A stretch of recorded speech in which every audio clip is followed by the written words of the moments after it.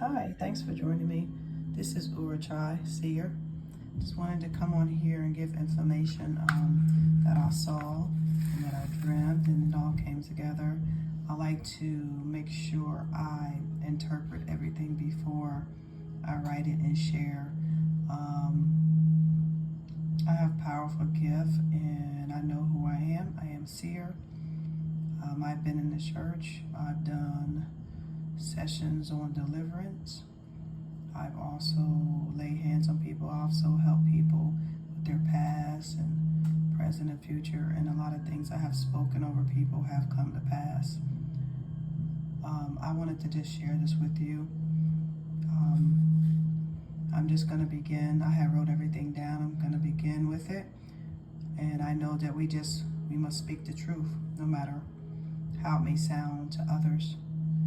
By being wise, full of knowledge and strength, we ignite and we unlock someone's DNA. It's not that some are under a spell. From what I see, the bloodline is blocked because when they separated us from our parents, our tribes, and way of life as children, our conscience learned lies and deceit. But now people are sparked once again because the soul has all our past, present, and future memories. This is why we must spell what we hear inside out and not be swayed by others that are not unlocked. The key is our voice, not only just outward, but through our total being, spirit, soul, consciousness. We can communicate without speech. This is called telepathy, and I know a lot of us know, but we have not experienced that. And also, this is also the magic or the spell work.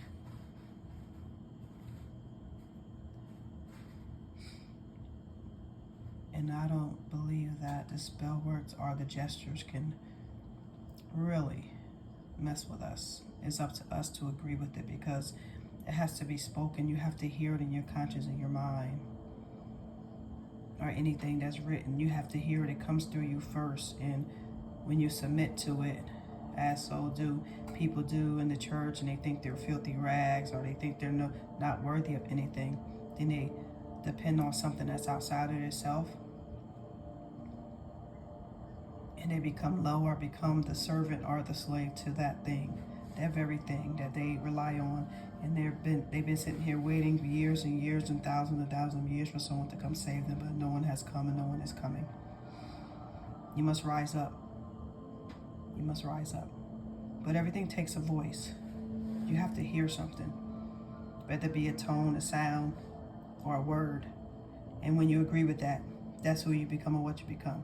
But when you know yourself inside, and your soul brings up that memory and brings up who you are and teaches you, because the soul is older than your body. The soul is older. It's been around for eons and eons. And we need to trust within before we open a book, before we try to rely on someone else. I know we help each other, but we need to really go within. Go within. Great Spirit, and what we call God, or we call our Creator, is within us. Within us. And like I said, you have to hear a tone or a sound or something has to be spoken. Spoken. And then when you hear that, either you agree or you don't agree with it. When you agree, then that's when the spell begins to cast, because you agree with it. People could say otherwise, but I know it's true because I've been through. I've seen demons. I've seen angels. I've seen entities, elementals. I've seen shadows. I've seen gruesome stuff. I have left my body and stood over my body and traveled in the spirit. I have been here many times, and I remember each time I've been here and who I was in that time, and I'll share that in another day. When you hear it though, you hold fast and you learn who you are quickly. You stay strong. You have to focus. You have to. And as I say, Sakta Oma Lakta, O Great Mother, take us on our journey and teach us. without limits. Oh, great mother, take us on our journey. Teach us without limits. Excuse the mess in the background. I'm not even gonna worry about that. I'm just here to tell y'all this and give y'all this information. And it's always this language I hear. Here, I always heard different language. I speak fluent different languages and I interpret it. Not that there's any language in the world. I don't know what language it is, but I interpret it and I write it down. This is how all these languages came.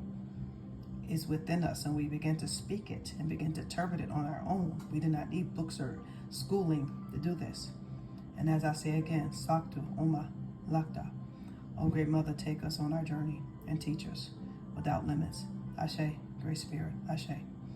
You shall hear and speak new languages and interpret them all.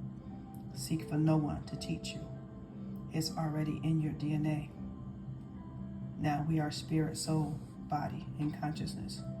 Conscious is the thinking part, the part where we hold what we've learned in this lifetime, the things this world is showing us or speaking. It can also cause confusion because our soul holds all our memories. There is a conflict of interest, and some are not hearing truth because of this on what they call the earthly realm or the Sator, part of the universe, where we have been now and going to travel. The soul, on the other hand, is the lifeline, eternal part, where memories are stored. I'm gonna call it what they call the Akashic or Akashic records, some call it, and we have to push through eons of dimensions, constellations, and is always known as the black hole because the soul can absorb anything and not be harmed. We have traveled from body to body, time to time, many dimensions. For example, when you daydream or even sleep and dream, when deja vu happens, when you see someone and say to yourself, I know him or I know her. I've seen them before, but I just can't think about where I met them at, where I know them from. But yet you know them. That's because they're embedded in your DNA and in your memories. That person, that's a familiar person that you know. And it's in your DNA, which I call the Akashic records. Now the spirit, on the other hand, is the spark that allow us to connect to a body, the lifeline, the power source. Like electricity connects to our creator. You know, like if somebody go in a cardiac arrest, what they do, they bring out that machine, I can't remember what it's called, and they use electricity to jumpstart you again, even like you jumpstart a car. That's that spirit coming back, that spark, keeping you alive, keeping your soul, your conscience, and this body connected together. That's the only way how you're walking around here is because the spirit is the one that's keeping it connected, sparking it, keeping the body going, allowing your soul, your spirit, your conscience to connect together, to think, to know things, to hear things. That's all the connection right there. The Great Spirit relies all of the universal powers, initiations, entities, spirits, demons, which we supposed to have full authority and control over. No matter what spell is cast, no matter what is tried or done to us, we always rise up in great number with our perpetual dunamis power from high, low, above, beneath. Elements love us. The air keep us. The water protect us. The earth ignite us. And I say again, remember and know, do not sell yourself short by thinking at any time you are not worthy or that you are a filthy rag. Rise up.